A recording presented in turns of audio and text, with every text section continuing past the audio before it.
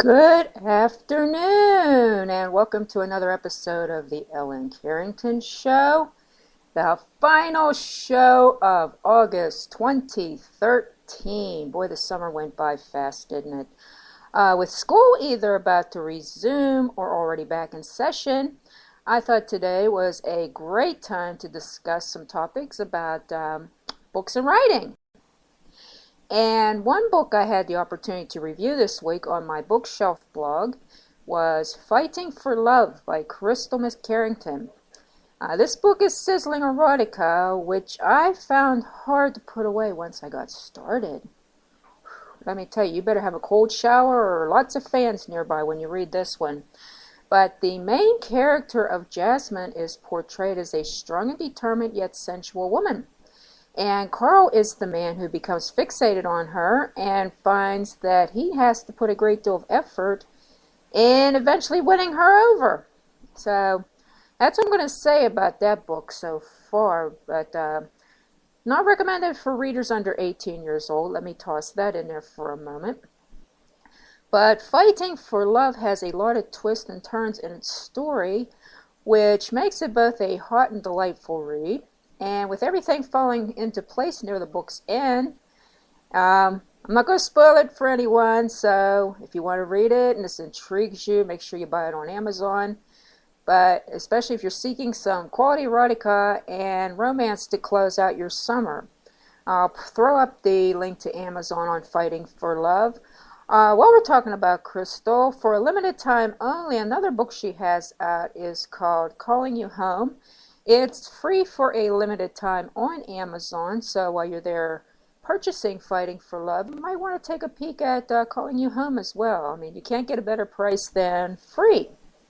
So congratulations to Crystal for doing so well on her last two books, and may you have continued success. And while we're discussing authors, Crowd Published TV is a website that recently came online. And if you sign up before this coming Saturday, which is August 31st, you will receive a preliminary website absolutely free. Isn't free a great price? You know, no cost, no pennies, no nickels, no dimes, no dollars. But since Crowd Published TV's site is fairly new, they are still undergoing some design and other site improvements. So be aware of that when you sign up. You know, if you see anything wonky on there, don't worry about it. They're still working out the bugs, you know. I guess it's a beta site, but I signed up for an account on there, so it's pretty easy to sign up. But Crowd Published TV plans to hold an introduction live streaming event for authors who sign up by this Saturday, which again is August 31st. So be sure to spread the word to other authors who may be interested. You know, there are so many sites out there that you know, they want you to pay so much and pay for reviews, pay to get your book featured. You know, I mean, pay to get your book featured, okay, in some cases, but, you know, I'm kind of off-putting about being paid, you know, paying for reviews. That's just crazy, you know, that should come for free. Especially, you know, you're getting paid for, you're not always going to be objective, but let's just move on from that and talk about another site of interest, Coffeetivity. I'll spell that for you. Coffeetivity. And you guys will really love this site. And what it does, it streams sounds of a coffee shop at work or wherever you may be creating that next great novel. Yeah, this is fun. I had the chance to try it out recently. It's great. But what Coffeetivity is, it's a virtual solution to research showing moderate ambient noise, and it helps enhance creative cognition. Let me tell you, that's true. I mean, you ever try to write in silence? It doesn't work very well, at least it doesn't for me. But ambient noises can make people more productive, and if you can't make it to an actual coffee house to write, Coffeetivity may be your perfect alternative. And you know, this is free too. Another free thing you'll enjoy. And you can visit their site at coffeetivity.com. Again, that's COFFITIVITY.com. And have a look around. Find a sound that suits your moods. And they also have a Twitter. You can follow them on twitter.com/coffeetivity. I'm sure they'll be glad to have you as a follower. And when we're talking about writing and the like, we kind of have grammatical questions during our creative endeavors, don't we? An example of this are the uses of who and whom. The Oatmeal took on this topic recently with a cartoon on their website. I'll give a little example here. Is the writer referring to someone doing something, or is that something being done to them? Now, if your answer is he/she, you would use who. If the response is him or her, whom would be the appropriate term to use. And if you want to see this site or the cartoon, you can go to theoatmeal.com/comics/who_vs_whom. And if your writing, it tends to border on adult romance or even erotica, like the book I discussed at the top of the show, like Crystal's book, Turning the Pages Books unveiled a new blog and online magazine last week. It's called Hot and Steamy, and it's dedicated to erotica and 18-plus romance authors and their readers. This magazine contains adult content, obviously. We're talking over 18 romance and erotica. And it's obviously not going to be for anyone under the age of 18, of course. The magazine is only available to email subscribers and will not be published on the actual Hot and Steamy website, since they're unable to monitor who sees the publication. I am happy to offer some good news that my latest novel in the Cruiserweight series, Class Act, was the first book featured on the new Hot and Steamy site, and that happened last Friday, which was August 23rd. So I'd like to thank Hot and Steamy for that, and appreciate the shout out and feature, and hopefully you'll go over there and check it out, and maybe get your books on there if you're an independent author. You write over 18 novels, or sexy erotica like Crystal McCarrington does. But while we're talking about hot books, there have been many that were labeled controversial over several decades. But what was the most controversial book of summer 2013? Anybody want to take a guess? I'll give you a couple of seconds to think about that one. Anyway, here goes. On last week's show, we talked about a book. It was Alyssa Nutting's debut novel, which was Tampa. Was about teacher Celeste Price's affair with a 14-year-old student, which was inspired by the real-life case of Florida teacher Deborah LaFave, convicted of having sex with a student in 2005. And, like I said, Tampa was pretty, controversial in its own right, but yep, that's the novel of the summer. But it was named the summer's most controversial novel, as I mentioned. It's being described as everything from disgusting to sickening. And that's just the mild terms, ladies and gentlemen. And here's the kicker. It has also been banned in some Australian bookstores. Ooh, talk about banned book lists. I guess we're going to put Tampa on there. But anyway, the sex scenes in Tampa are explicit. I'll throw out one here. I guess since the kiddos are in school, it's safe to do that now. But one scene involves Celeste instigating anal sex on a classroom desktop. Yeah, just thought I'd warn y'all ahead of time about how wild this is. But anyway, it gives you some idea of what Tampa entails. So, you better consider yourselves warned and make sure this novel was nowhere near Tender Eyes, to say the least. Or if you get an audiobook, Tender Ears. Nutting believes that the reporting on talk about real-life cases often diminishes the seriousness of what actually happened. And she's pretty much right about this, because we tend to talk about theories as to why the predator committed the acts that they did, how quote-unquote lucky the young victim is, or perhaps the teacher wasn't fully responsible for her behavior. Now, more than likely, here's the upside of Tampa. Once somebody reads this book, you're going to walk away with a far different perspective about these type of teacher-student crimes. And details in this book overshare more than we feel comfortable with and otherwise. So if you're not comfortable reading this wild stuff, because I got, let's say, many of you who read The Cruiserweight, it was kind of raunchy, to put it nicely. Even got some people that said, I'm not comfortable with the content, all the sex scenes and the drug use and, that type of thing. And, some people aren't. I can live with that. There's people out there that aren't comfortable with that type of thing, and it's okay. I'd rather somebody be honest in their reviews and their thoughts about a book than sugarcoat it and say later, oh, I didn't like that because of such and such and such and such. So if you read Tampa, be warned, it's intense, to say the least. And while I was talking about oversharing a few seconds ago, I'm going to switch gears for a moment while we're talking about oversharing. And I know a lot of you out there think people share more than they should on social media. Well, a writer named Leslie Marinelli, and she's a blogger, she's a wife and a mother of 3.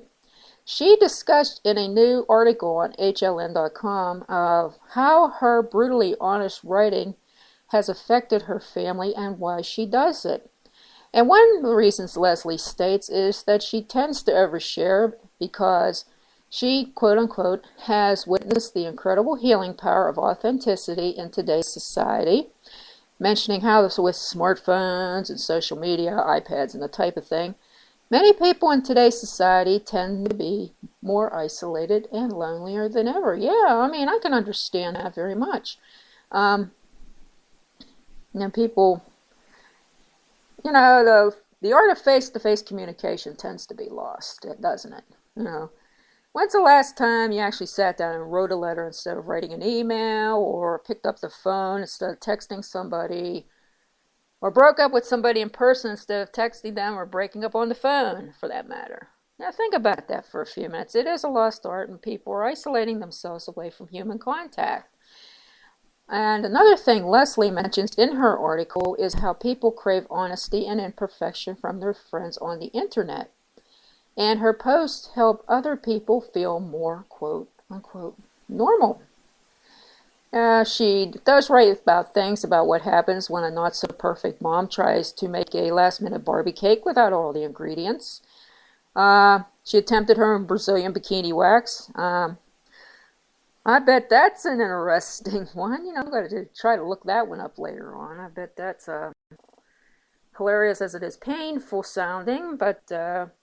And she shares some not-so-flattering life lessons that stay with her readers for a long time.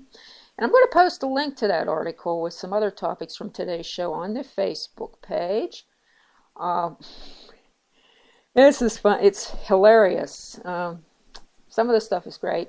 And she has a lot of things, a lot of good points because, sometimes you get on Facebook and it says... they've got this perfect house, perfect vacation. My kid made the honor roll. My kid won the hockey championship. And it's kind of nice to have somebody like Leslie get on there and said, man, I made this birthday cake for my kid's party, and it was a disaster. Now, which would you rather read? Seriously. Yeah, put some hilarity into that not-so-perfect life. And... when we're talking about writers, I'd like to touch on another writing topic, and this is how you can become a freelance writer in, wait for it, an hour. Yeah, 1 hour. And it's not hard to get started, and it won't even cost you anything. But I found this link on the Freedom with Writing website on Facebook this past weekend. And the easy-to-follow guide displays a step-by-step on how to get started with freelance writing in an hour. Everything from what you need, how do you start writing, you got a list of the top residual sites, online writing companies, online sites for finding freelance clients. They're all outlined on this Freedom with Writing page. And if you're interested in pursuing a freelance career of sorts, this page is worth checking out, and I mentioned earlier, it doesn't cost a thing to get started. While we're discussing writing today, Pittsburgh's Craigslist, we're going to touch on some writing gigs. I got some listed here. See if any of you folks in the area are interested in this. This is under the writing and editing category. Here is a writer-editor interested in sports. They are looking for somebody. Person says they are currently looking for writers/editors who are interested in sports writing and research in the Pittsburgh area. And the list on this says at least 1 year of writing experience required. Must be interested in writing about sports and sporting. You must have reliable transportation and must also be interested in adding SEO value to a company. And interested, email resumes for consideration. This is Pittsburgh area once again, by the way, folks. And here's a technical writer. This is an ad that came up today, and they got a summary here. I'll read it real quick. The technical writer is responsible for planning, organizing, writing, and editing web-based and printed user documentation related to the standard operating policies, processes, and procedure. The technical writer will work with various internal teams, including software engineers, product managers, training development managers, and other SMEs, to create end user and system administration documentation as it relates to standard operating procedures. The technical writer will be highly organized, work independently in a fast-paced environment, and produce multiple deliverables with varying deadlines. And they lined out the duties and responsibility. You'll plan, design, research, and write and edit a range of new and existing documents, including standard operating procedures and implementation guides. The documentation created must be written in a manner which can be understood by both technical and non-technical audiences that may include process flows, diagrams, and narratives.